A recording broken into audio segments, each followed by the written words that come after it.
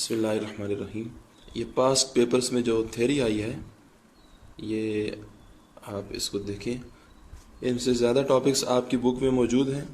अगर आप वहीं से देख लें वो ज़्यादा बेहतर होगा। तो यहाँ से भी पढ़ लीजिए, बुक में से भी देख लें। अमूमन बुक में हमारा जो है वो इजी लिखा होगा। तो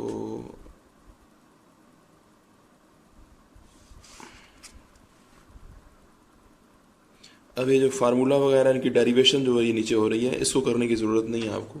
ठीक है, ये जो चीज़ें हैं ये इतना ज़्यादा ये बीच में पेपर में लिखने की ज़रूरत नहीं है हमें। ये एक्स्ट्रा चीज़ें उन्होंने की हुई हैं काफ़ी सारी। थ्योरी भी आप पढ़ लीजिए, जो भी टॉपिक है इसको आप 5-6 बार पढ़ लीजिए। और जो फिर उसमें से आप समझते हैं कि हमारा जो टॉपिक का नाम है उससे ज़्यादा मुतालिक थ्योरी है, वो आप उसको उस तरह से याद कर लें। अब ये इसमें है कि देखिए फिर ये आगे ना कुछ ये इस तरह की डेरिवेशन आ रही हैं, तो इनकी ज़रूरत नहीं है आपको। आपने सिर्फ इतना याद रखना है,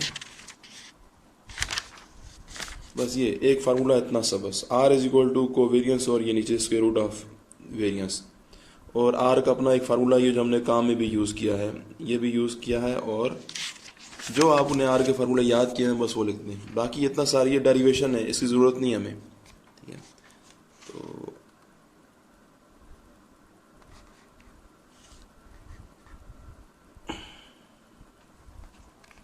फिर आगे ये आ रहा है जी, ये 5 advantages of using detailed box plot.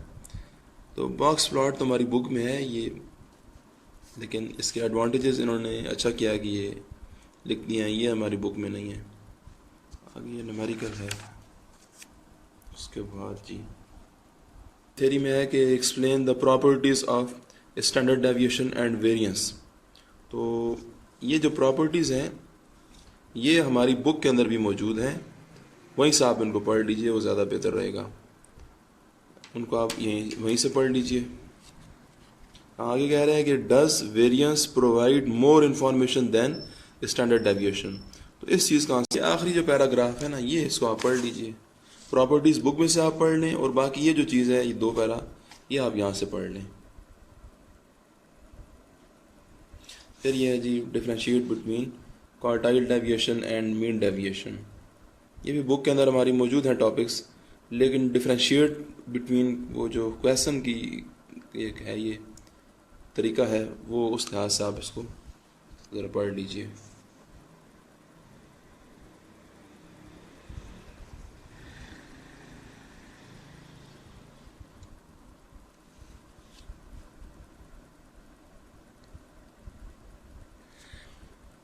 अब ये भी थ्योरी आप पढ़िए। ठीक है, फिर मैं बार बार एक ही बात कर रहा हूँ कि जो आपको समझ आए 5-6 बार पढ़िए। जो आप समझते हैं कि ठीक है आप समझ सकते हैं, वो आप लिख लीजिए।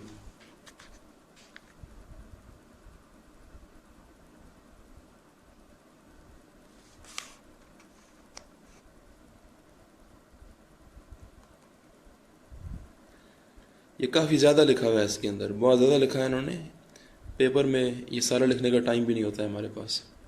फिर आगे आ रहा है जी explain the any 5 characteristics of correlation.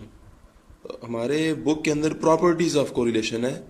Correlation जो चैप्टर है हमारा, प्रॉपर्टीज़ और चीज़ें हैं और ये करेक्टरिस्टिक्स कुछ और चीज़ हैं। तो ये हमारी बुक में शायद कि इस तरह से ना हो करेक्टरिस्टिक्स के हिसाब से, तो ये आप इसको याद कर लें।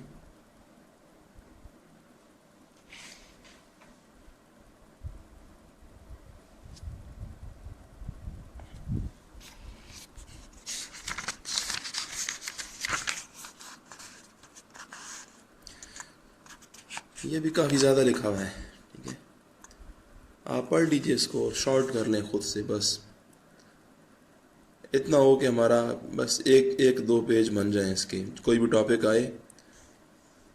अच्छा, फिर ये use of dummy variables in regression,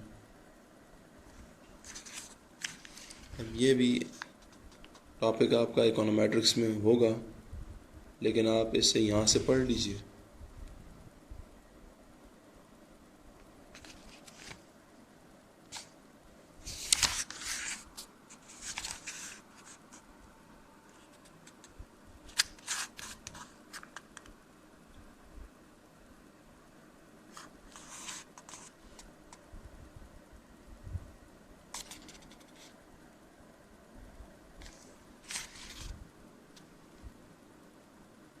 आगे ये काफ़ी इम्पोर्टेंट एक क्वेश्चन है, what are the different problems and pitfalls of applying least square regression line. तो ये भी क्वेश्चन आता रहता है पेपर में। इसके अलावा आपको अजम्पशंस एक आपकी बुक में लिखी हुई हैं, वो सिंपल लीनियर कोरिलेशन और multiple linear correlation, simple linear regression और मल्टीपल लीनियर रिग्रेशन के केस में जो अजम्पशंस हैं वो आपकी बुक में मौजूद हैं। तो प्रॉपर्टीज़ और चीज़ होती हैं, अजम्पशन और चीज़ हैं। तो वो अजम्पशंस जो आपने वो भी लाजमी याद करनी है, वो बहुत।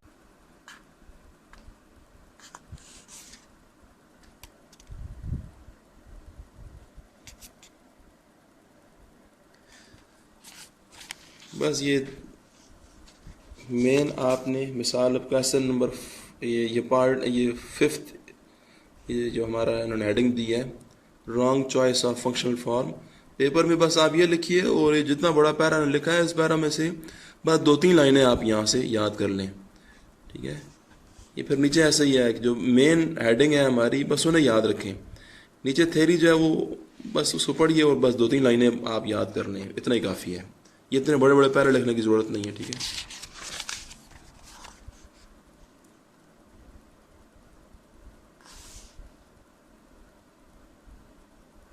यहाँ पर भी देखिए, ये 7 का नाम आपने पॉइंट के याद रखना है, और ये सारा इतना लंबा, ये पेपर में टाइम नहीं होता है ऐसा लिखने के लिए। तो यहाँ तक काफ़ी है आज। अल्लाह हाफिज़।